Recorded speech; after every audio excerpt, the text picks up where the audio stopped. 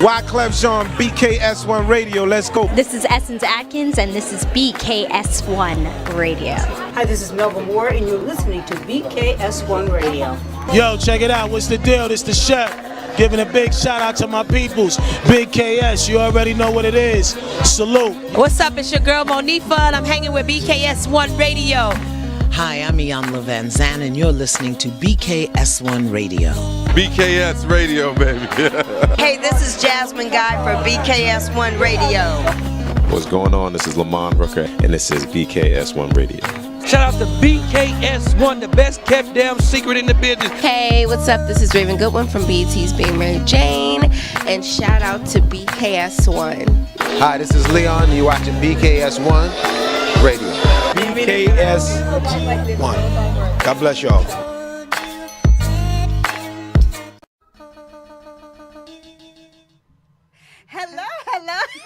Hello, and welcome to BKS1 Radio. It's your girl, Latoya Chanel. And of course, I'm here with my bestie, Miss Queen B, and we are happy and proud to be in the building again. Yes, we are. Blessed to be here on another Tuesday, and we have a great show for you tonight, and we do have some guests in studio. So we're not going to stay with y'all long. Not long. The particulars. But I always ask how you're doing. Because, good. you know, that's important, right? I have no real complaints. Okay. The sun has been sunning. It's a beautiful day. It's a beautiful day. It's supposed to be a beautiful next couple of days. It always is up until April 18th. It is. And they got me working like a slave. But that's you know what I'm saying? But other than that, I'm all right. Yeah, me too. How about you? You know, the 2 months leading up to my birthday is when I get real strict about my health. Now June 3rd, I go back to, but up until June 2nd, what? The holiday. I know every workout. I know every protein bar. I know everything, and I'm on it, and I'm in it, and I'm heavy right now. Mm-hmm. I have drank at least like 9 gallons of water already. Okay. You know what I mean? So I'm like flushing everything out to undo all of that. Yeah, I'm gonna do all it for my birthday. Yeah, and then all the food, everything I'm eating, everything is right, everything is good. I'm sleeping. I'm working out. Working out. But your edges. Well, I'm working on that too. Drinking water? That's something else. But listen, that's a part of what we got to do because we're at an age where we got to start pushing and pulling weight. Me and you had this conversation today where I feel like I take a pill for everything now. You can't do that. Like here we go. Start moving. Lymphatic system. I need that drain. I take that. Start moving. You know what I'm saying? This gut ain't great. I take something for that. Well, then I be moisturizing my face till I can't see my face anymore at night. You know what I mean? Collagen.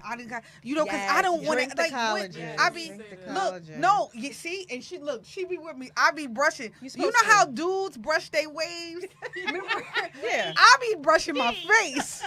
Right. Who brought you the brush? You did. Exactly. Like because you know how they be all the time. This be me in the bed. But because this is what we do. Because listen, we are at the age where number one, health-wise, like all that cardio and stuff in the gym is fine, but you got to start pulling weight. You know why? Because this is how when you go like this and your back goes out, it's because you're at the age where your body is not used to the sudden movements anymore. You have to start lifting weights, ladies. So that's a part of what I bought my weight vest. I bought my weight vest. Yeah. So it's getting hot. You got in enough here. weight on your vest. You good. But my point is that what you got to do is you got to start lifting How empowering was that? Whoa, shots fired. You got to start lifting weights, ladies, seriously. Girl. Because it's good for your bones. It's good for your system, especially at this particular age. So that is something that, is imperative right now. But like I said, I'm doing that. I'm lifting weights every night. Guys. I'm doing, all the things that I need to do. And I feel good. I feel good until June 3rd everything goes to hell because I either drank and ate it in celebration of my birthday. But these 2 months, I'll be strong with it. You be strong? Yo, ask me anything. What you need to know? Electrolytes. This be Jane Fonda right here. I mean, for 2 months. Jane Fonda. 2 months. Did she change the Rasputin? 2 months. Norman, give me that chicken. Like, right, literally, that's me. Give me my fridge fries. June 3rd. June 3rd. But until then, Jack LaLanne. Right I can't with you. But in the meantime, yes. So I do feel good as well. But like I said, I want to get to the topic because we have been talking about this for the last couple of weeks, or I'm just kind of sharing setting this this show, up guys. for the last couple of weeks. Last week we had a guest, so we weren't able to really, get into it the way we wanted to. But prior to that, we had started talking about. You asked a question. Yes. I kind of took it and ran someplace else with it. But you asked a question. You asked ladies. Oh, okay. You asked ladies, what is something that plagues us in the African American community, right? Mm-hmm. And I went on a tangent, right? I went on a tangent talking about beauty. And I talked about how we don't focus on. Look at Yusef Green said hello to us. Oh, hey, Yusef. We're going to talk about this after the show. In the meantime, yes. So we started talking about beauty in the African American community and how it's pretty much becoming taboo. Yes. To want to focus on beauty, or it's becoming taboo to want to fix yourself up either for yourself, for the gaze of someone you're trying to attract, or whatever it is. And then you were like, yeah, okay, we talked about that, and it was great. It was a great discussion. Everybody was talking about it. However, the purpose of your question was something else. Yes. So let's lead into that. Great. So what I wanted to talk about today was toxic resilience. So what we have here, not introducing our guests just yet, but we have shout out to my child that's watching. Hey, Debbie. Okay, so we have certain age ranges here, and I did this because I wanted to understand what the 20-year-olds are going through. Oh. And also understand, our age range and what we are going through and what we kind of taught them, right? Yes. At the same token. In regards to so toxic. So what happens is that a lot of times we are known for being strong, right? Yes. Known for being strong. Yes. Known for the more we hold, the more we bear, we're deemed as really, really strong. The more we suffer, it's a pat on the back. Oh my gosh, she's strong. Oh my God. But when do you take time for yourself and realize you need rest? It's not about you like surviving, right? It's about thriving. And what happens is we're praised for being dependable and strong and able to handle everything. But what do you do when, you've been strong and you've been strong and you carry everything, but like enough is enough. So I feel like historically, us as a people, resilience was at one point in time our superpower, right? Right. And so coming here on, whatever ship we came in on and going through the slave trade and being ripped apart from our families and the abuse that we suffered and the rape that we suffered and the everything that we suffered throughout that, at one point in time, it was a badge of courage to be resilient, to number one, still be alive, right? And number two, to be able to make it through that and still have some semblance of sanity. Ready? Sanity and self, right? Yep. And so I feel like with that badge of courage, it's now shifting. Yes. I feel like as we're going into a new era and we're going into the feelings era, and I know the young ladies that we have in the studio with us right now can talk about that a little bit more. As we're going into this feelings era, it seems that the focus is not on being tough. The focus is not on resilience. The focus is not on how much you can bear, because we even got church songs about how much you can bear, right? And right. Yes, we used to sing that. Yes. So I feel like there's a shift. Yes. Right? And with this new generation, there's a shift to rest. Yes. There is a shift to not being a martyr. Right. You don't have to sacrifice yourself. You don't have to sacrifice your dreams, your hopes, in order to get the job done and in order to reach your goals anymore. That wasn't necessarily in our generation or what we were taught and all the previous generations before us. Absolutely. But I think now it's more so pouring into yourself, taking care of yourself, Self-care became a thing. being healthy and being well from the inside out, and not just what it looks like. Right. And so that's the key. So I want to talk about when pushing through costs you your health, right, your peace, right, your identity, right, and just all of those things. Yeah. Because because it's been doing that, but you know, in previous years, us as women, we didn't talk about that. Right. Our mothers didn't talk about I'm pressed beyond measure, and these 15 kids I had are driving me crazy because you look like, oh, you're not strong enough to handle it. So you shouldn't have been. Well, that's what you're told. That's what you're told. You're not strong enough to handle it. You probably shouldn't have been a mother in the first place if you can't handle 15 kids at once and your husband is doing God knows what, right? And so our mothers didn't talk about that. Our grandmothers didn't talk about that. And I'm not even sure if they talked about it amongst their friends. Right. You know? We talk about everything, right? We be like, girl, look at this right here. What's that? You know what I mean? So we've had some explicit conversations. Girl, I got something on a daily here, basis, and I just want to show you on a daily basis. You have to. So it's like when you doing this, right? Does this happen for you? Like, but my question is, our foremothers, did they have these same conversations, and then did they express these same concerns? Did they have the language to express these same concerns? So what I want us to delve into is womanhood being damaging to our peace, right? Womanhood being damaging to our peace. And I say that in the way in which we embrace womanhood. It a lot of times the things that they Get your behind in here, womanhood, right there. Go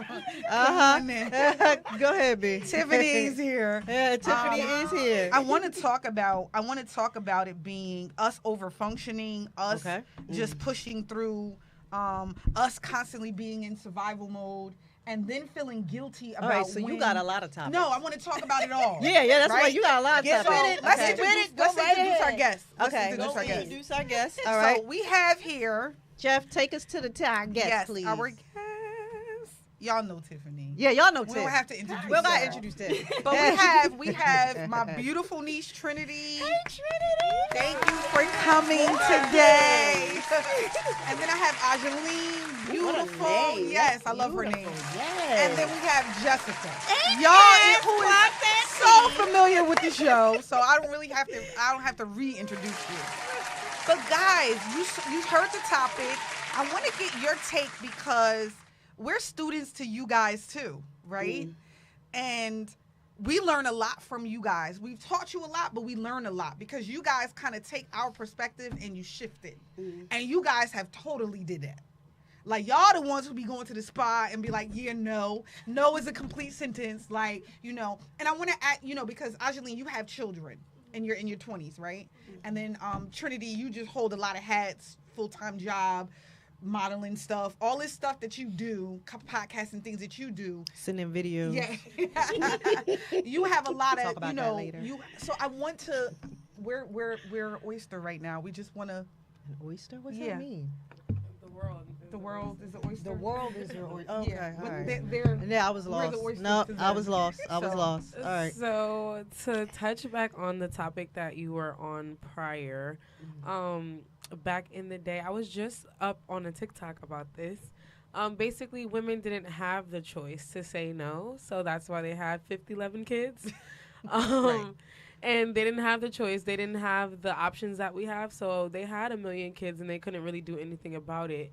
So I feel as though it's not really the lack of being able to speak about it. It's the fact that nothing was going to change if they expressed it, because you can vent as much as you'd like to, but you still have to go home to your 11 kids. Right. And there's really nothing you can do about it. And if you can't vent to your partner about it because he doesn't care, and your friends have the same problem because nobody cares, then it's nothing to talk about.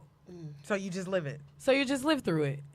Wow. And that's why a lot of things are kept in the house. That's why a lot of things are kept secret. That's why we are confused as a younger generation, and everything was just because I said so, and there was never an explanation to things. So that might be the disconnect as to why we don't understand, because we have the option to say no now, which is a blessing, right? And when I say the option, I definitely mean that term loosely, but we have the option to say no. So I think that's definitely the difference. Yeah. Angeline, you have any thoughts on that? Because you are a mother, right? Yeah. To two girls. Yes. I have 2 girls. Yes.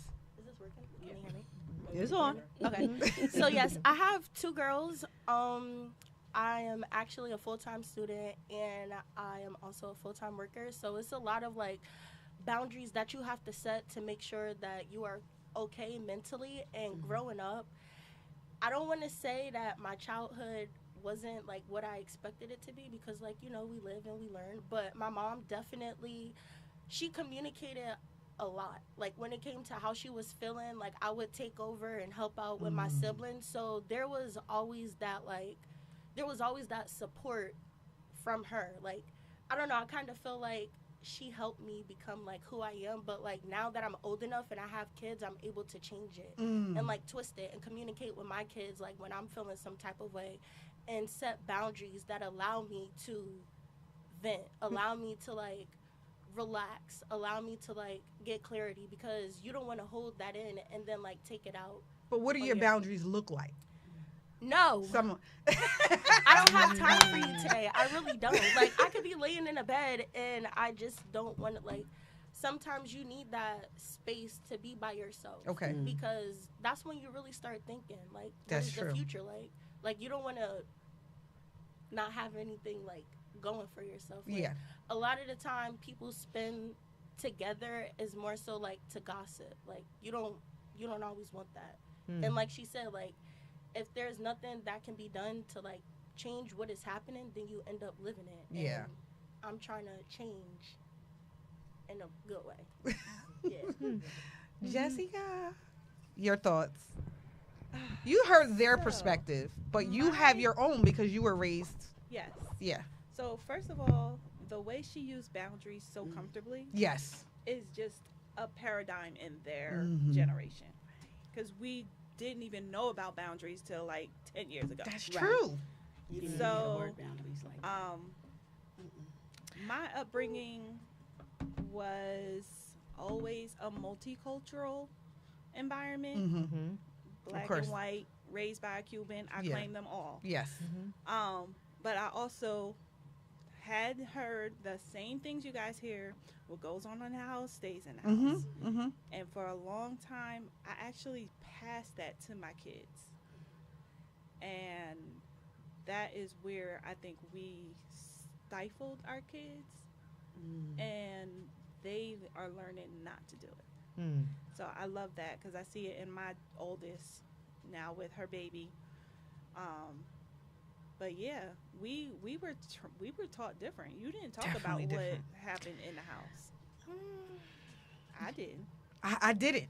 I was raised not to talk about anything in the house. And the thing is I thought that the more like when you, and this is the part that we didn't save anything for ourselves.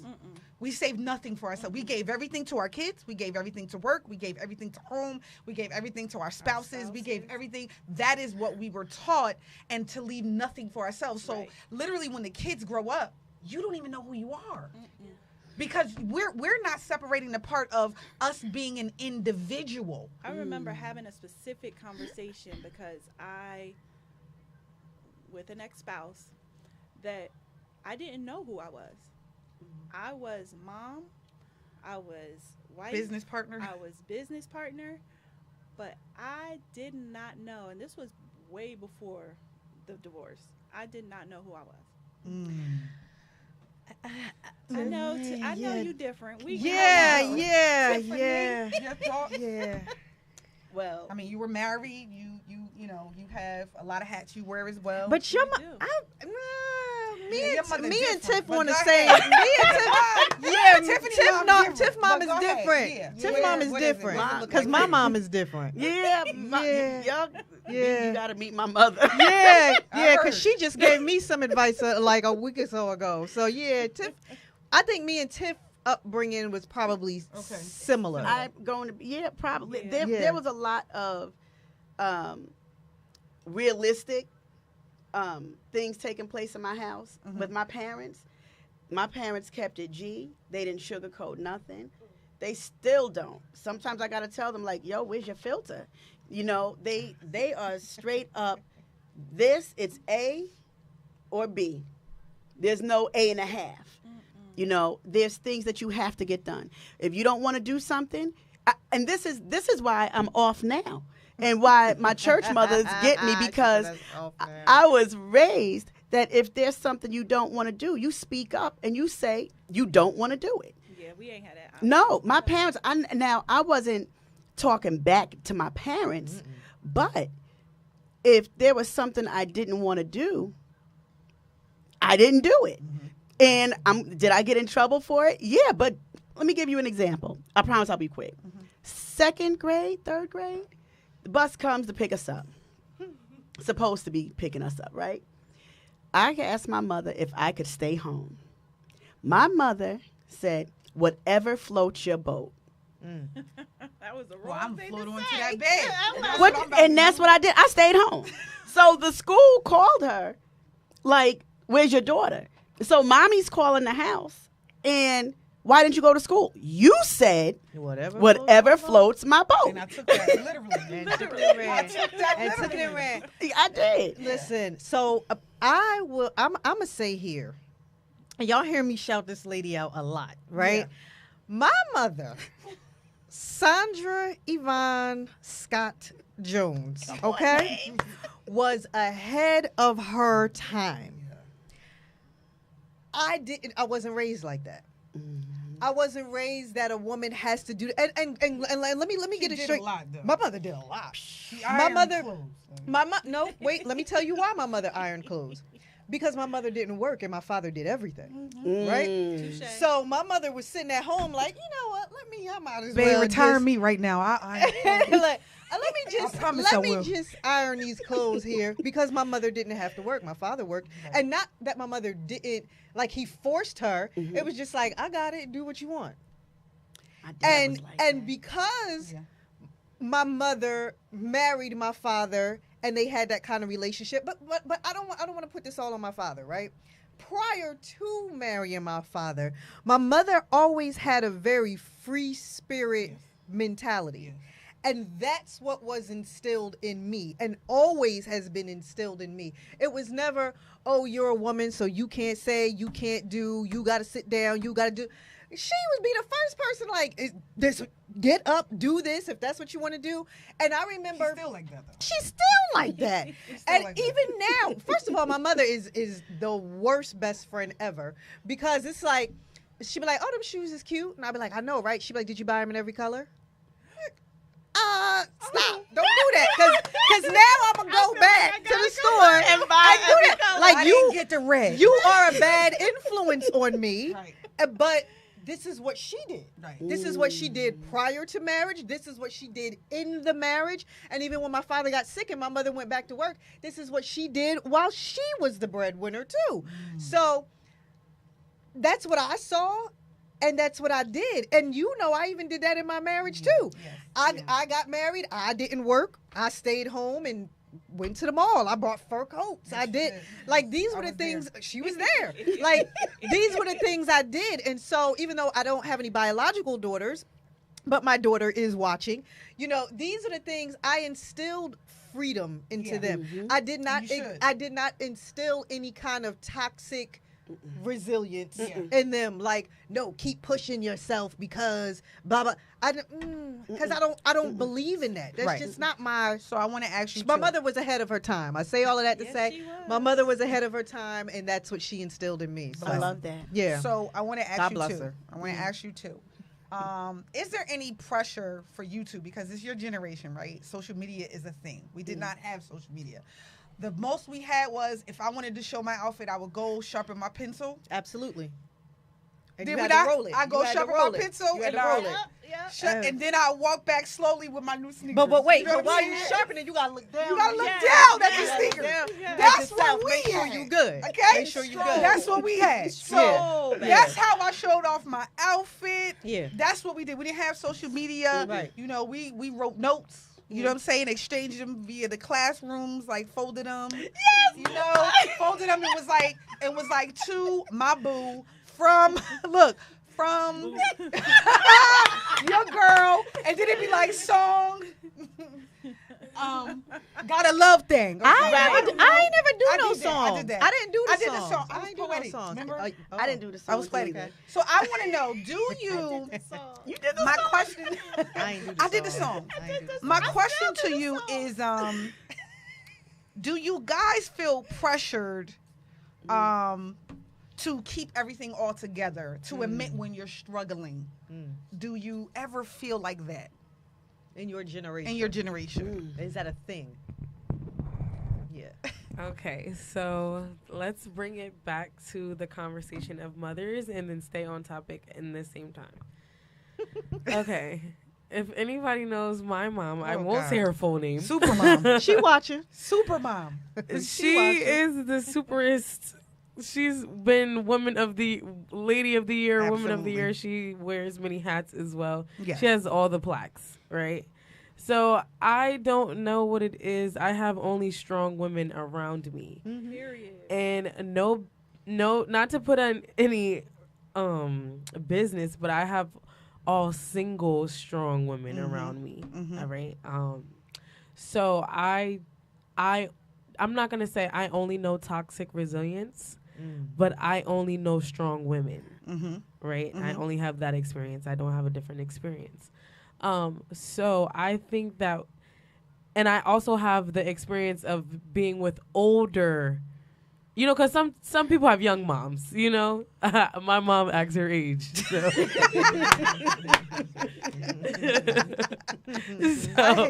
I have the stern, strong mom, and I have nothing but strong women around me. And I was not introduced to anything but strong women. So, But do you struggle to keep it together, or did you ever have a struggle with keeping it together? I am not as strong as them, and I am willing to admit it. And I will not push myself. Yeah, I think this generation admits that. I definitely will admit it. I have no problem. And you cry. And if anybody knows me, she cried. She gonna cry. I cried today. Y'all are funny. If anybody knows me, like yesterday, I just couldn't do one more thing. And I literally was having this conversation with my aunt, and I was like, if I have to do one more thing, I think I'm going to cry. So listen, wait. So with Trend, just so that we stay on track with this, what is the difference between being strong and toxic resilience? And I want all of us to discuss that. What do you feel like the difference is? And then after we do that, then I want the difference between, I want us to talk about, because when we look at them and we be like, they soft as dollar store cotton. Oh my God. Because I need y'all to tell us. Seriously, that's how we invite feel. us into your world. Yeah, because we're like, they soft. I do be like, I had the lights cut on. Right. So for clarity, the question is, what is What's the difference between a strong woman and toxic resilience? Yes. Okay. Toxic resilience is not being able to ask for help, feeling as though you don't have boundaries that you can put up. You only have to do it and go get it yourself. You cannot lean on your partner, lean on your parents, lean on whoever else. I think that holding that all in, not seeking medical attention. I am somebody who, I don't refuse to seek medical attention now. I just feel like I've been in therapy so many different times that it's hard for me to feel like therapy works. Okay. But I definitely think that if therapy is something that works for you specifically, that is what you need to do. So I'm not against mental health treatment or anything like that. But I just feel like toxic resilience is staying quiet about certain things. Okay. Feeling as though you can't speak up. And not being afraid to be the black sheep, I guess. And then being a strong woman is being able to say, hey, I do need help, but I can do 90%. I just need 10%. But we're not going to say that you didn't do 90% because you did 90%. But that strong woman in you needs to say, hey, am I going to risk this 100% by not speaking up and trying to put everything on my back? Or am I going to give it my all, which is 90, and then ask for that 10% for the backup? Wow, that was that was great. Okay. That's great. Yeah, That was really good. That was very good. How about you? Well, me myself, I've been around, like she said, a lot of strong women. More recently, I want to say like last year, I kind of like tried to take that coat off because I saw what it was doing to me. Like having 2 kids at 24 is not something. That was me. Yeah, me too. That was us. Yeah, my mom too. My mom too, right? So I don't want to say like, how do I put it? I don't want to say that I'm not strong enough to like take care of my kids, but the fact that I do have support to take care of them, it allows me, like she said, to give that 90% because every day I'm shooting for 100%, no matter what, because that's how my mom raised me. You know, you gotta keep pushing yourself. And unfortunately, that's how I ended up last year trying to like figure out myself mentally, because I don't want my kids to grow up seeing me in like disarray with my mental, and then they grow up, and then it just keeps going on like generation after generation. And that's where I started establishing boundaries. Like even with my family, like my mom, she doesn't stay out here. She lives all the way in South Carolina. So when she comes up here, it's a pleasure to be around her, but the fact that she'll take my kids so that I have space, it allows me to be even stronger than like what I am. Because you need that. Because I need that, yes. I do kind of suffer from toxic resilience. Yes.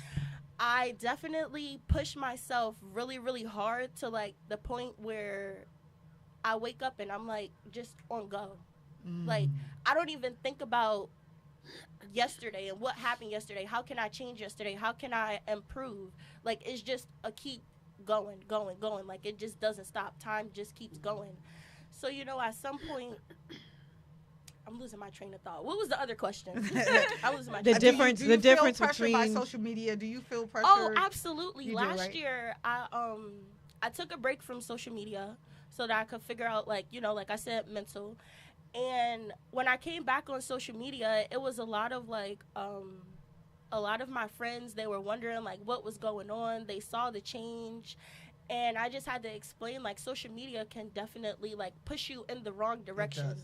Like you compare yourself to the other moms that are out there and you don't have the same story that person does. So it's hard for you to understand why you're going through what you're going through. But everyone has their season. Everyone has a good season. And people don't know that. And people don't know Because that. they see everybody post the good the parts of them. And so people get a little delusional about that, right? They don't see your reality and what you actually live in. And it's hard for us to be like complacent with ourselves, knowing that somebody else the same age with the same situation you may think, but in reality is not the same. But it posts different. It looks different. And like they say, everything ain't what they say What it's supposed to be. Yes. Like, you know what I mean? It's Absolutely. not. Jessica, what you think? Your son said, hold on. Your son said, can he get on the show soon? Hey, Shout out to Zion. All right, resilience versus strong. Yes. So I've lived both. Like I just said, I was a point where I did not know who I was. That's definitely toxic resilience because I was on autopilot. Yeah. Even grocery shopping was autopilot because I went to come home with the groceries and they're like, "Mommy, we already got 2 boxes of Lucky Charms. Why you buy a 3rd one?" Because I'm just mentally. That's just what you do. That's what it is. On the That's list. the regimen. do. That's what it is. That's what it is. Okay. I ain't eating it fast enough. But now I definitely feel more of a stronger woman.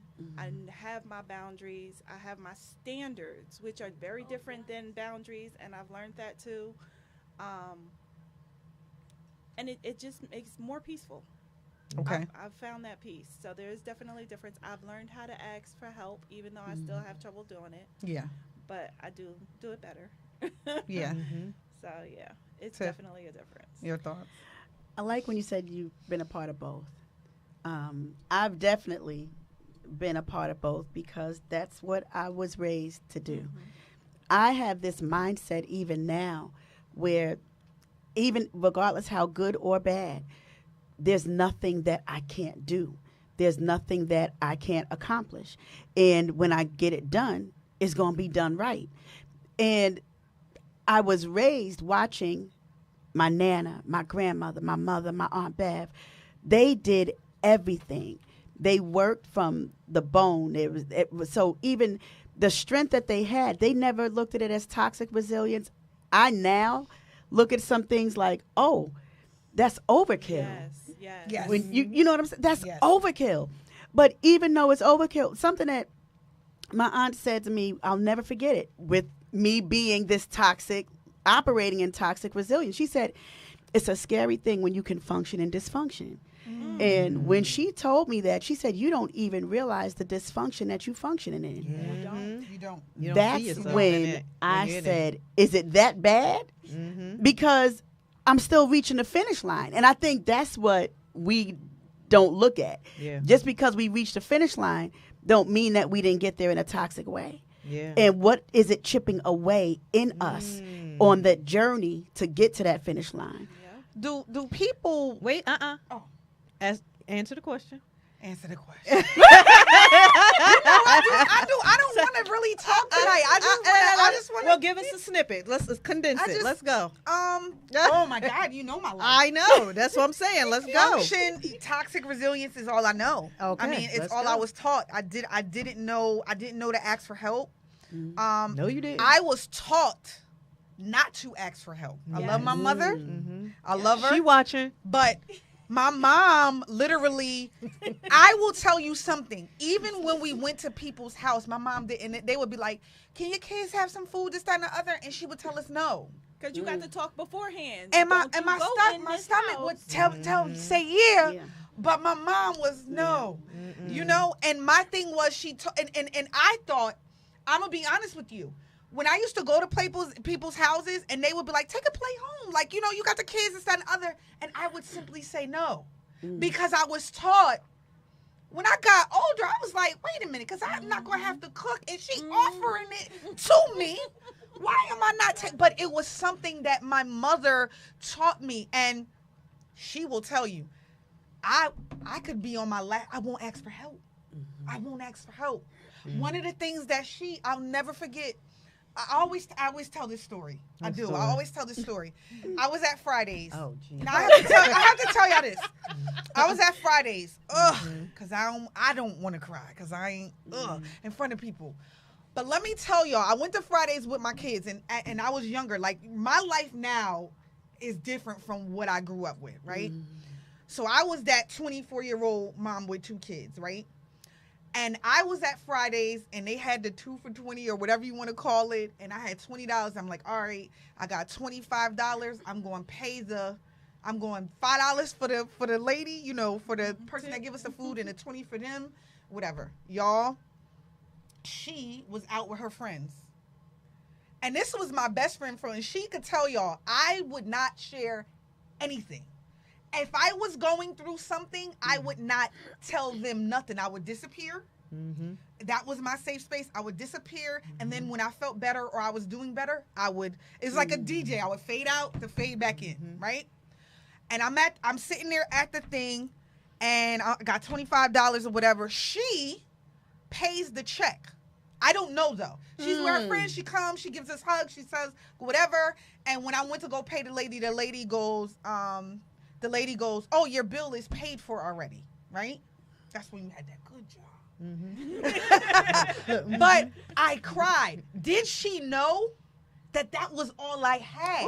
I was trying to figure out how I was going to get gas. But I wouldn't even tell. This was my best friend. But I wouldn't say, I don't have $25 to get back and forth to work. But because she paid that bill, because God would have it that way, she paid that bill. I was actually able to and put the $25 in my tank and then be good. But what would it be for me to just tell her, yo, I'm low right now. I need your help right now. I was taught not to. But my have times changed. Yes. Yes, 'cause I'd be like, let me tell you something. You would think we was a whole couple. We'd be like, sis, you paying this bill? That account might be in the negative. That's us. How much you got? Wait, we went transparent. We went on a whole vacation Yes, we with did. a total of $45. Yes, we did. We was out in Dominican yes, we Republic. did. Wait, I swear to God. I got paid on that Friday. We was was in Dominican Republic for 5 days. She had, I think I had 30 in my account. Yes. You might have had 30. We might have had 60 together. I don't know. I think we had $60 between us. It's true. And we was on a resort, like, yes, no, we'll have that. No, we're not doing this. Everything was paid for. I mean, $60 between the two of us. 1201, Toya, we got money. We got money. It's true. Listen, so times have changed. Yes. Yeah. Now we be like, how much you got in your account? She be like, 20. I be like, how much you got? I be like, 15. We be like, winning. Like, but listen, I'm so mad at now. myself because in my It's way 20s and in different my now. 30s, guys, like, I needed, you know what I mean? And all I knew is to do. Like, I've taken shoes back to the store to support my children. I've done, like, y'all know, like, I've done it all. I've been like, you know what? I don't need this. I just bought this shirt, but they need Easter clothes and they need whatever and whatever. And I do that. Now, Sooty get 10 outfits on the regular. But yeah, but I came a long way. But here's it. Right, now Zuri. Now Now Zuri Zuri good. get everything. Zuri good. That girl, she listen. But now be the my- kids, not even the grandkids, but now the kids do the same thing. So between us, everybody knows, you know, our kids went to the same school. Same so school, Ethan yes. and Serenity went to the same school. God's so brother now and sister, yep. I also went to school with them. Oh, okay. So now when they were up on campus and I would be like, I ain't got it, then they go to her. Yeah. So then both of them go to her. Yep. She'd be like, I ain't got it, then both of them come to me. Yep. So then, you know, and then her child, she'd be, hey sis, no, I don't got it. Leave me alone. $30. But $30, right? So Send my kids to their godmother. Oh. Did you call Auntie Taj? right. And that's what circle they back, Wait, right? Toya. And that's what they do. B, do y'all remember when gas, you used to be able to fill up your tank off of $1? Yes! And then I didn't realize it stopped until one day I asked to fill it up. This was years ago. That's new. Do you look at Toya's face? I know how long remember. ago You that used to was? be able to fill up your tank I if you had $1 remember. on your You had card. $1 on the Yeah. card. You would be able to fill if you had $1 on your debit card. And it ain't gonna be negative till a couple days. For a couple of Y'all days. showing your age. But at the end of the day, and that was so you didn't have to ask nobody for money. Yeah, and you still good. And you still good. And you riding around with a full tank and people think you balling. You knew the gas stations that did it too. Right. Absolutely. So we'll go to that one. So for me, strength and resilience, before we get on to the next topic, toxic resilience. Definitely later on in life, not earlier on, but later on in life, by the time I was single mom and, you know, there was just go, do. And we have the conversation right now where I said that I have gone through stages in life. I was in a period where I did what I had to do. Right? And doing what I had to do meant working at a job where I didn't want to be, being in a career where I didn't want to be in, and, you know, just taking on all the things that I wouldn't choose for myself, right? So I had a phase in life where I did what I had to do. I had responsibilities. And then now Now I'm in the space where I'm doing what I want to do. Right. Right.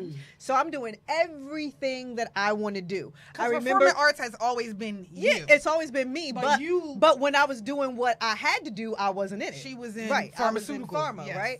So now I'm doing what I want to do. Yes. So even this show, right? I had a whole conversation and I talk about it, and you know, my mother-in-law is on here. Shout out to her. But when I was married to your son, I talked about sips tea. I talked about wanting to do this, right? Yeah. I talked about wanting to do this. And I was told, no, you better not. You can't do this. This is not what mothers do. You're not supposed to. That's not your thing. This, that, or the other. So it was just kind of like, But now that I'm doing what I want to do, right? We are here. We have this platform, right? Yes. Yeah. Everything I do as far as entertainment, performing arts is everything I want to do. Eventually, I'm going to graduate from this, and I'm going to do what I'm supposed to do. Right. And it'll be whatever God has put in me and whatever my true purpose is. And I do believe that this here will lead into that there.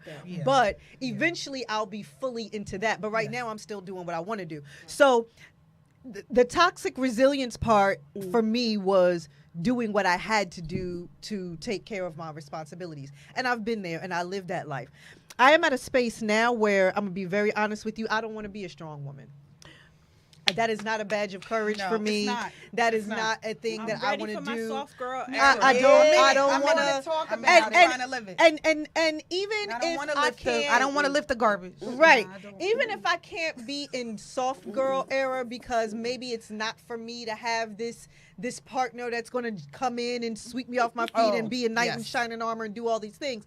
So even if I can't be a soft girl, I just want to be content and at peace with all of my decisions. Yes. Okay, hold up. You understand? Because soft girl, I did not say I wanted a man to put me in my soft girl You just era. want to live I want to live in, and I did briefly. After my divorce, I felt so soft, and it was all me. I had peace. I had a bed to myself. I had a quiet, clean house. Yeah. I went on trips galore. Yeah.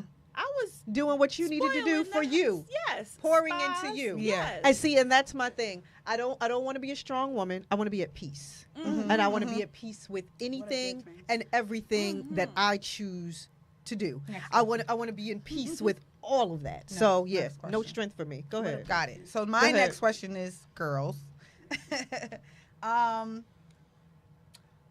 what do you guys speak about mental health and exhaustion and all that stuff amongst your peers? Do y'all talk about that at all? Is it in y'all generation? Is medication frowned upon? Is therapy frowned upon? Is you going to get help for whatever it is mentally? What does that look like in your generation? In this generation, I think it definitely has changed a lot. I work in pharmacy, so I'm used to like seeing kids my age on like Zoloft or like Prozac to help with mental problems. But I definitely do talk about like one of my close best friends, I'm not going to say her name because I have like a multiple best friends and I talk about it with all of them and I don't want nobody to be like, why you didn't say? Anyways, I definitely talk about it with her a lot and we like hold each other accountable. Like even today, like she texts me like a long paragraph, like, sleeping, have a wonderful day, like, just being there for me mentally. So like when I wake up, I see something that's going to get me pushing. And then like I didn't hear from her the whole day, so I text her like around 5 and I'm like, hey, how's work going? And she's like, it's just terrible. So like there's always that like form of communication with her that I'm able to speak about like what's going on. Like even though I know like we were raised to not talk about what's going on in the house, I'll call her 35 seconds after it happened, like, girl, this is what happened, I need to vent to you, this, that, and the third. So it's more so like I feel like this generation is scared of allowing people to know that they're getting help. Okay. And like for me, like I've always thought yeah, definitely. Okay. People are very judgmental, and like me, I live who I am. Like I'm very blunt, very straight to the point. I don't try and like sugarcoat nothing. So like if somebody comes to me and tell me that they have something going on, I'm listening full ears. Like I'm not going to tell you that your suffering is less than what I'm going through, because we're all going through the same thing. Not at the same time, but you know, it happens. Yeah. What was the second part? I get to chatting. I'm sorry. No, it's fine. It's fine. It's all good. The It's fine. exhaustion. Do you guys talk about being exhausted? Are there any fixes for that? Like, you know. So as far as exhaustion, you just got to find time for yourself. Make time for yourself. There's 24 hours in a day. There's no reason why you couldn't have 5 to 10 minutes by yourself to like really like and relax. And that's one thing like that I do teach my kids. Like when they're going crazy, take a breath. Take a deep breath with mommy. Like, let me help you correct the anger that you're going through. Like exhaustion is not good, because it'll lead to different areas and other doors will open, and that's just not something that you want to have on your back. Trent, your thoughts? For exhaustion, if I was to put exhausted in my search bar in my text messages, it would probably come up 200 times within the last 2 weeks. Right now, it's just a really, really busy time in my life. I am in the time of my life where I am doing what I want to do, which is feeling like what I'm supposed to do. I have recently picked up a new hobby, as I like to call it, which is music. I've been rapping recently. I've been tapping into my entrepreneur era with me and my business partner. We have started our business, and I have an upcoming show this weekend. So busy and exhausted is the word of the week for me. And I've definitely expressed it. I expressed it to anybody who asks, Trinity, how are you doing today? Well, let me tell you, I'm exhausted. That's pretty much the response. And as far as venting and expressing mental health, this is a very sensitive topic for me. Mental health is a journey. You know, mental health is a journey. Nobody experiences the same journey. I definitely am a big advocate for parents helping their children get through mental health journeys. I am definitely somebody who definitely will help somebody try to get through their mental health journey, as I have had a battle with mine. A few battles with my mental health. And I think it's just all about trying to move forward. But mental health is definitely a big thing that is talked about. I think that social media definitely is a factor in that. Mental health can be so many different things. It can be negative, it can be positive. And I think that it's definitely discussed amongst us, but it's almost used as gossip in a sense. Instead of venting. So you can vent to somebody who you feel as though is somebody that is trustworthy, and then they use that to throw it back in your face or to gossip about you or anything like that. So I think that we do vent. However, if we are stopping or putting up any wall, it is just with that understanding that might be somebody's intent. But I'm an open book. Why is your generation so depressed? Why are you so?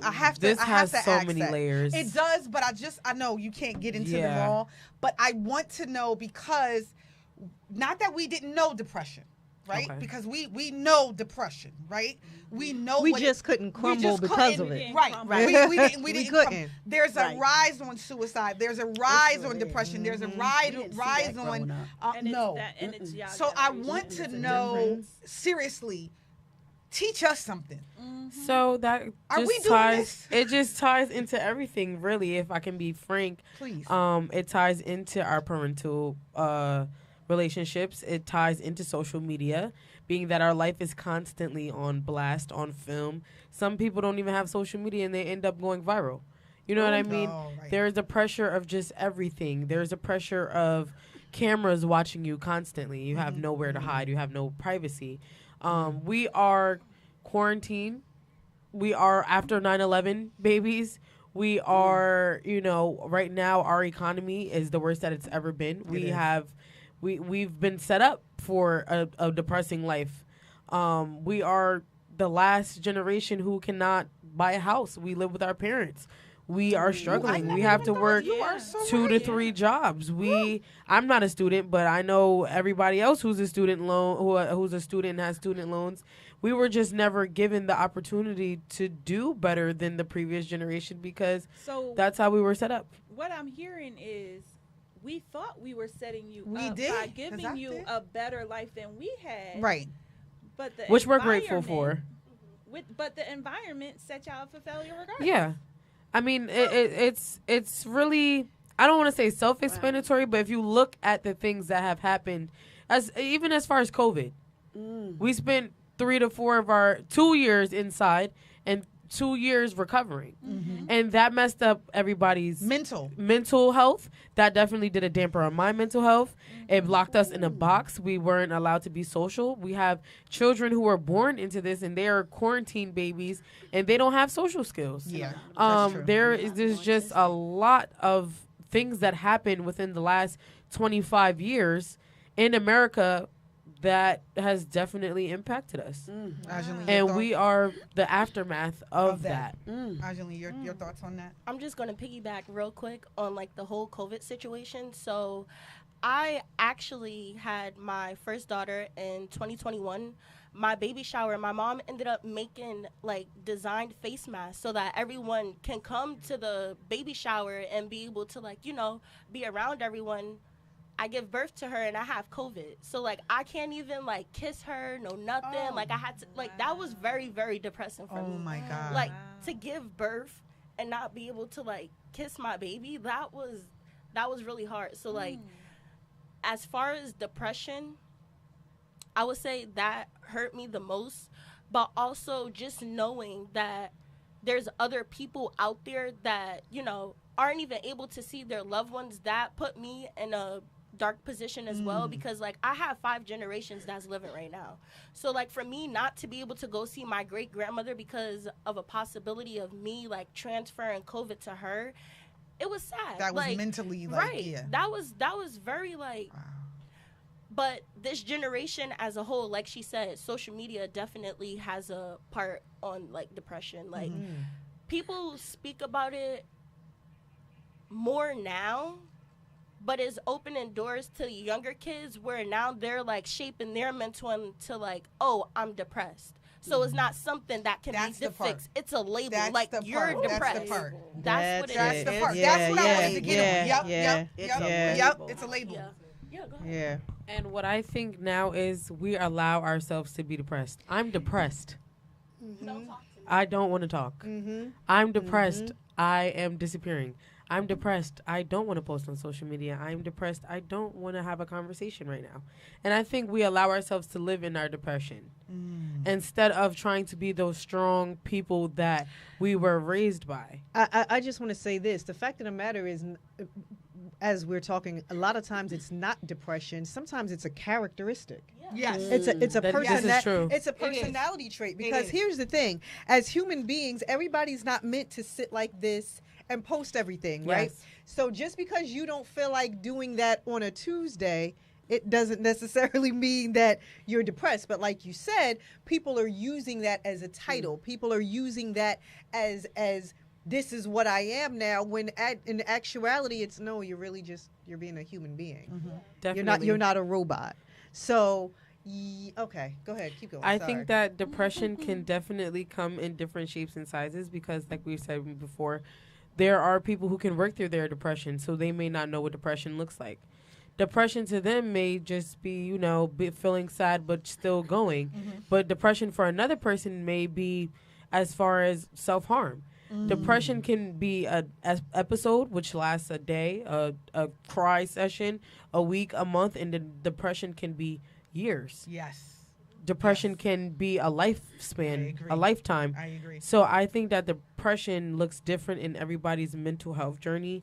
I think that when you can recognize the possibility that you are depressed, that's the first step in seeking help. So what we're saying here, what we're gathering, this generation, what we're gathering is because every generation has different pressures. Right. Yeah. Every generation has different pressures. From our grandmothers who was out in fields to, and that was a hard life. And yes, not being able to kiss your baby or having a baby in the field and it be taken away from you or fed to an alligator, right? So it's like every single generation has a certain level of pressure, the crack era, but from what all of that, right? The adoption era, the foster kid era, like we had. What I'm hearing from you guys though, in trying to understand this, what I'm hearing from you guys is your life pressures feel heavy because you feel like you're under a microscope. Because society has cameras on you all the time, everywhere, and at all times. You can't make a mistake, and you can't. I get that. Be normal I understand and regular. That. Because again, life's pressures are going to be life's pressures, and each generation is going to have their own thing. But for you guys, what you're saying is it's the microscope aspect of it. I get that. We didn't have that. No, that I understand that. We did. I understand that. We were, and we were allowed to be normal. We were allowed to mess up. We were allowed to make mistakes. We were allowed to mess up without the scrutiny of everyone knowing. So I want to go into just something, a sidebar. Definitely with our generation, what it is we have cancel culture, right? So we find everything. We will find your tweets from 15 years ago. Yes. Oh, yeah. And cancel you today, yes. April 14th, 2025, for something that you said. 2026, that you said for something 15 years ago. That's and it's right. like, you cannot hide. Now, if you don't care, there's some people who just don't care. I'm somebody who, I kind of took a step back from social media, right? I'm just recently posting social media to kind of promote the brand, the rebrand that I'm doing. However, I think social media is evil. It's like BET, like black evil television. Yes. Like, you know what I'm saying? And it's like social media is really the microscope that we're under. Like whether you're trying to impress people, we're trying to keep up with brands, you're trying to keep up with the crowd, you're trying to keep up with everything that's going on, whether it's electronics, whether it's music industry stuff, whether it's whatever it is, you're just trying to keep up with the next person because the next person has their life photographed. We have gotten to the point where we can't have a meal without taking a picture of it first. True. And like you said, I was having that conversation on a date the other day. But again, where I we take a can- picture. where we can log off. Who I'm with.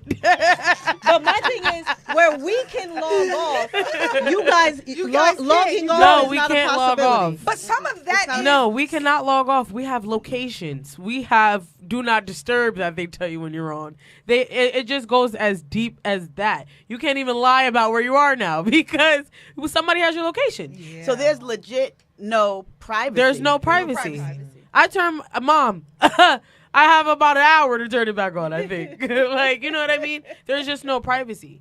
And even as far as going outside, you know what I mean? Let's say you're somebody with a high rapport, you're known. Yes. You cannot go outside looking any kind of way. Somebody like me. Listen. I can't stand you, Trent.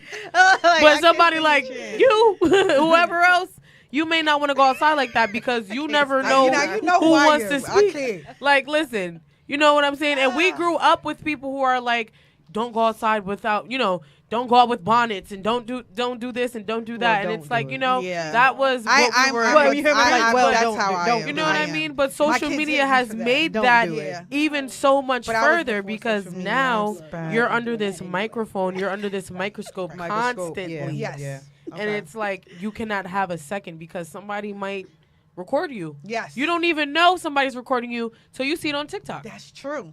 You know what I mean? You can't have a bad hairstyle. You can't have a bad hair day because that will make your life. You know what I mean? You could have one bad wig. You could have had 20 bad wigs. That's anxiety. That's the anxiety and depression pressure of comes the from. 21st century. Yes. Wow. Everything is on a billboard, So essentially. am I wrong, y'all, for saying that society and those who are watching have created an unrealistic narrative, and this is what pushes the younger generation over the edge, which is why there's suicide by young people that are being recorded. Someone posted something or whatever, and now it's on the rise. The suicide is on the rise, and they bold enough now to do it live on Facebook. Yes, and that's why it's important to me. And I'll let you talk, Anjali, but it's important to me for us to get to the bottom of. And I know we can't fix it all in the show, right? But to understand the generations we raised. For y'all, see, y'all gotta understand us, and we gotta understand y'all. Right. Mm-hmm. And some people, some parents divide, and they be like, "Yeah, you can't teach me nothing." No. I'm taught something every day from my daughter, my niece, my nephews, my kids, my grandbaby, everybody, and all my little cousins and everything that I'm taught. I learned things from your generation. Yes. And sometimes, let me tell you, I'll be the first to admit, we ain't do everything right. We constantly have conversations, constantly about things that we want to teach each other as far as it being my generation or hers, whether it's family stuff, whether it's, just being all around a woman. But this is something that we do because we're constantly trying to teach each other how to be whatever it is that situation requires us to be. So whether it's a deep, uncomfortable, really uncomfortable conversation, or it's something, just as simple as relationship topics or anything like that.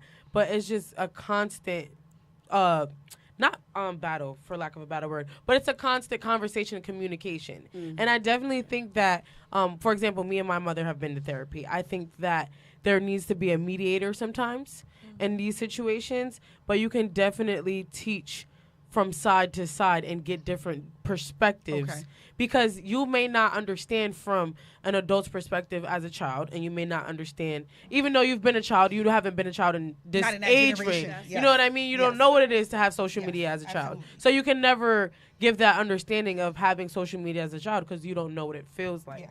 So just those two things, you can definitely give that rapport and express. Angeline, what do you want to say?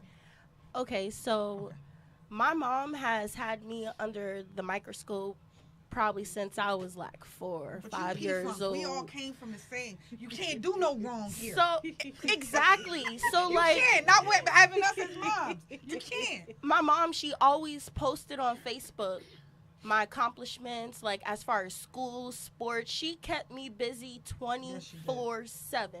I kid you not, there was no season where I was not playing a sport. Something. Yeah. I was always in something. So that's also where like that toxic resilience comes into play, because I can't sit down for nothing. Like literally yesterday, I was trying to go into work today, and God was like, no. And that's when you text me and ask me like, do you want to come be on the show or whatever? So like just being under the microscope as far as like me having to put on like, how do I want to use the right word. Putting on a different face. Identity switch. Identity, yes. Identity switch. So, like, she said you can't go out, like, however you want. You got to make sure that, like, you look good no matter, like, where you're going. You could be walking down to the corner store. And I have to do that because there's people out there who knows me, but I don't know them. But that's because my mom always had me on that under the microscope. So, like. My daughter shares that. I feel your kids. I know you because y'all were on the forefront. Of course. Yes, of everything. You too, though. Like everybody, I just think. Sorry. I think our parents groomed us with us presentation matters. But so there's two sides to that. There's two sides to that, right? Because obviously growing up, and if you want to be a person, and this is what we were talking about in the show 2 weeks ago, if you're a person of a certain caliber and you want to carry yourself well, unfortunately we live in a world where people treat you the way you present yourself because they feel like that's how you feel about yourself, right? That has nothing to do with social media. That's just life in general, right? So I think a lot of times us as mothers, we were teaching from that perspective. Keep yourself up, keep yourself together, stay clean, stay, all of those things for that particular reason, because people are going to treat you how they meet you, right? So if you walking outside, if you walking So if you're walking outside with bonnet and pajamas on and you look like you still in bed, well, I'm going to treat you like you still sleep. Yep. Right. You understand what I'm saying? Right. Even though you out here. I walked in the same store with something dressed up and me not treat whatever. You differently. They be like, oh, and then when I come in with my little, sweat, they're like, can I help you? Yeah, but like, that's just the world, right?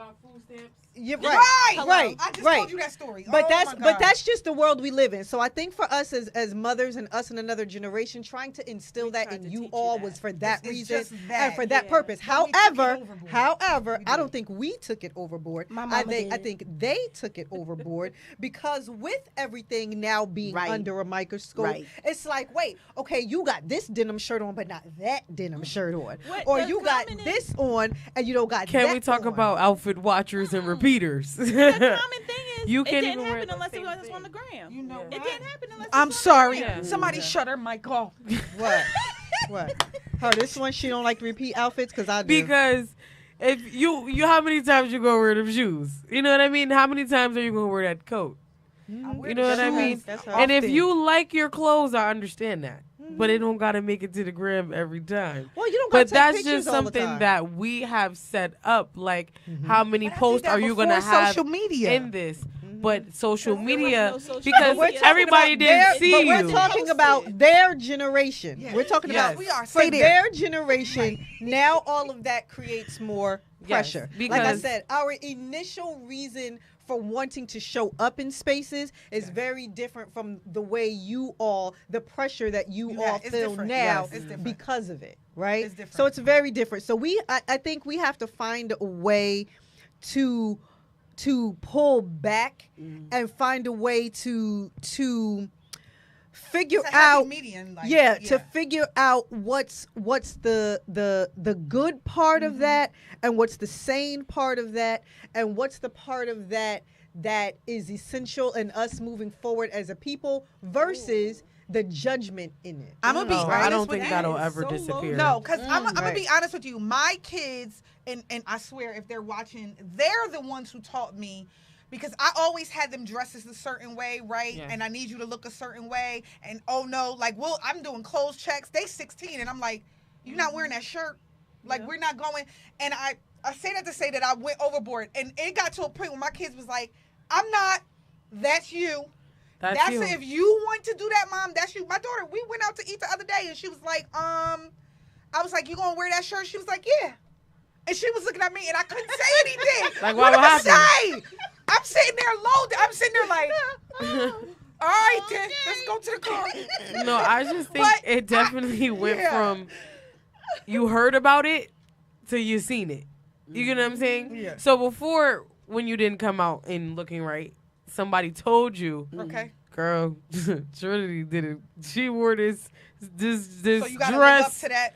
And it's like, ooh, No, but she's you saying- should have seen no, it. she's saying no, in I'm the saying past, in the past you if heard we came about out it. and we You wasn't should've seen right, it. people talked about Oh, you, oh. but you didn't get actually to see it. for Oh, yourself. now yeah. you Now made you're it to seeing 14 it. group chats. Got you. Yeah. Got You get what I'm saying? You Then have you screenshot the 140 picture. send outs. Got you. Yeah. Got You Yeah, know what yeah, I that's mean? what she's And saying. I think that's just what the difference. Yeah, that's the pressure of And this that's a- generation. yeah, That's a a lot real. on your That's mental realistic. health. Yes. Yeah. Absolutely. Yeah. Yes. Pressure of That this is damaging. generation. It's very Yeah. damaging, and it has to do with body positivity and body That consciousness. part right there. You know what I mean? Because everything is everything. So because unfortunately we're over our time, I want to discuss how can we, and then we'll probably have a part 2 to all of this Yes, too. we have to. I want to discuss what can we do in this Can we, in this generation, instill a certain level of confidence, or is there a space where social media doesn't matter to your generation? Hold up. Is there a space in your generation where social media does not matter? But what I want to do, I know you guys want to answer that, but what I want to do, because we're the older ones here, what I really want to do with this space too, and we're ending, but I need you, what would you tell your... Wait, yeah, I want to get to that. Yeah, I want to get to want- what we're what going to would you- impart yeah, in them. in them. What would you Definitely, tell your I wanna- younger self but, so they but can wait, before feel that? before we pour into ahead, them, yeah, I want them I to- want to know, is there a space in your lives where social media does not matter? That's a hard. That's a good question. But it is difficult. Because for us, in our So- generation, we just turn the phone off. Yeah, so for me, like They can.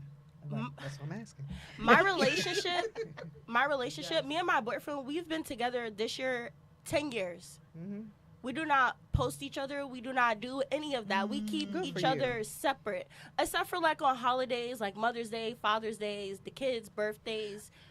Just so there's no like, I don't like jealousy. I don't like envy. I don't like the comparison. I really don't like social media, but I'm more so on social media so that I can get myself out there, because eventually, like, I want to do what you guys are doing. I don't want to just like let this little voice stay to me and then like only talk to the people that I talk to, because I shine very bright. Like I'm not even going to get into that, but in my relationship, we good.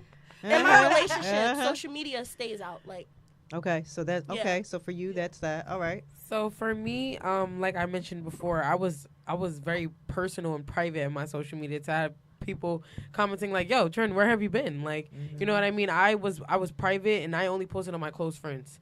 So I never posted out loud from, I want to say 2021 was the last time that I had posted until February this year out loud. But what I think is having social media is keeping up with everyday life. That's true. If it's like the news. If you don't have social media, if you don't watch what's going on, it's gonna fly by you. You're not gonna know. It's gonna go over your head. Everything is gonna be, well, what are you talking about? What are you referring to? I'm big on memes, so I will never come off of social media. But social media is definitely a part of the everyday, average Gen Z millennial life. You know what I mean? There's nothing without social media, because you have a business, you need a social media page. You can't have a business, a booming business, without a social media page, regardless if you're a private person or not. You know what I mean? Social media is how you promote. That's true. So whether it's you don't want to have a personal page, whatever the case may be, you may want to see other people, but not want to have social media. But how can you see what other people are doing? Right. For example, I'm going to stalk that page. I might not have social media, but I'm going to stalk that page. And that requires me to have social media, regardless. So the answer is no. No. No. Social media is just, so the answer is here no. to stay. It's here to stay. So there's no space where you can completely come off. Not me personally. Okay. Okay. All right. Me personally. So Jessica, I wanted us to kind of, and I hope pour into them, and I wanted, what would you tell your younger self, and what would you tell them in regards to mental health, in regards to strength, in regards to carrying things, all of that good stuff? It is not, it's not selfish to put yourself first, is what I would tell you. Okay.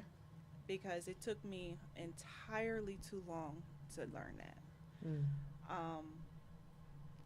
I poured way too much into everybody else. And I don't regret it.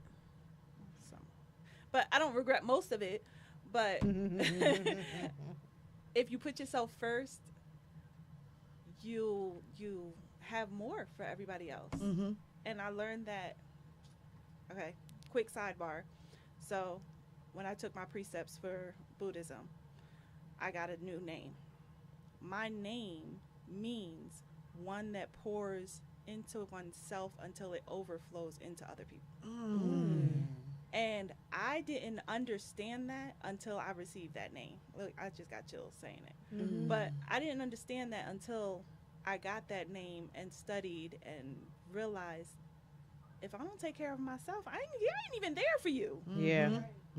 So that I would take to your generation to learn, and I try to do that with my kids. Because now, one of them, I have to ask permission every time I pull out my camera. Because and I understand that. That's okay. The boundaries, that's all right. And I respect that boundary 100%. Yeah. Others don't, but I do. And it's important. I just wrote down, because I just heard something, that I don't have to prove anything just because I can do. I am better off proving when I don't. And I think sometimes this social media era, and even just where we are today, there's this element of feeling like I got to prove myself to the world that I can. I don't owe the world nothing. Y'all don't owe we don't owe the world nothing. We owe it to ourselves to go ahead and be the best version of who we are for your kids, for your kids, and for your future, your purpose, and for your family as well. You know what I'm saying? And I think with the whole component of social media being this microscope, and we weren't under that. We didn't have that. But what we did, we had this element of grinding where we just did it because it was a part of us, not because we were being watched. So that's where I'm getting at with that whole element of proving. You know what I'm saying? B? I would tell you not to be an overgiver. You know? I would tell you not to feel like you have to be burnt out and that makes you accomplished. You know what I mean? I tell you not to suffer in silence. I'd say protect your peace. Wholeness is holy. Wholeness is a thing. No one gives you wholeness. You do. You get it for yourself. You create the wholeness for yourself. No one gives you that because it's your whole, and then whomever you're with or connected to is whole or half or whatever they are, but you have to be whole first. So you have to set boundaries. You have to be rooted in your strength, right? Whatever that looks like. And don't survive based on giving up your peace. You know, at the expense of your peace. Don't do that. Like, literally live for you, be you. We were taught, you know, go to school. I always tell you about y'all generation. Y'all like, I'm not going to school. I'm actually going to do something I love. I'm going to be an entrepreneur. I'm going to do this. I'm going to do that. We were sold, let's go to school. You got to get your degree, this, that, and other. Don't get me wrong. Degree made me more money. Degree made me able to negotiate. But that's not the end all be all, right? And I had to learn that. Because when I had my children, I like, go to school. And I thought less of myself if my kids didn't graduate. Or if they went to college and they didn't bring a degree home. And you know what that comes from? Trying to please the Joneses. No pun intended. It comes from toxic resilience. It does. It's like, whoa. It does. What with the Joneses, okay. So rest, set boundaries, and you're not selfish for that. Right. It's called preservation. Preserve yourself. Those same little kids grow up, right?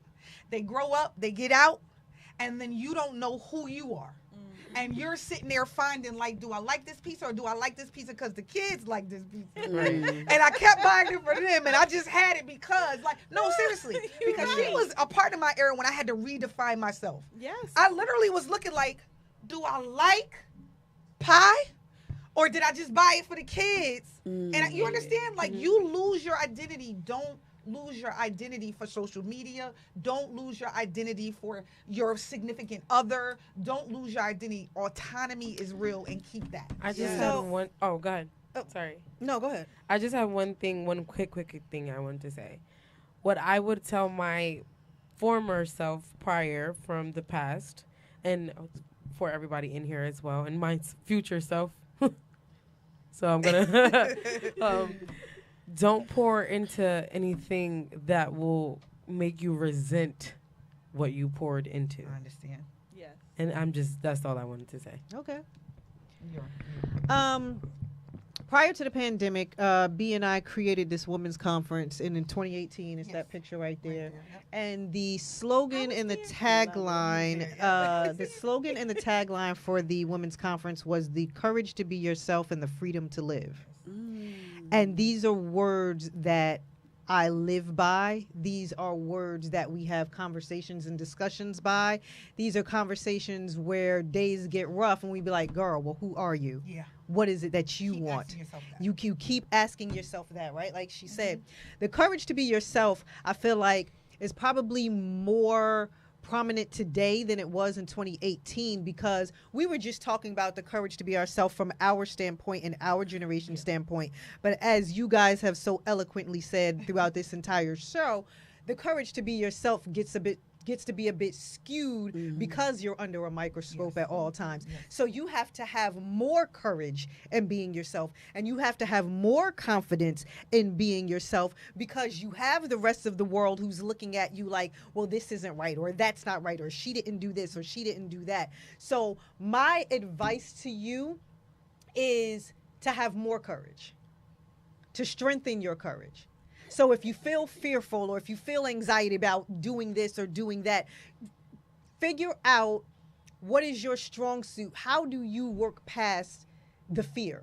Right?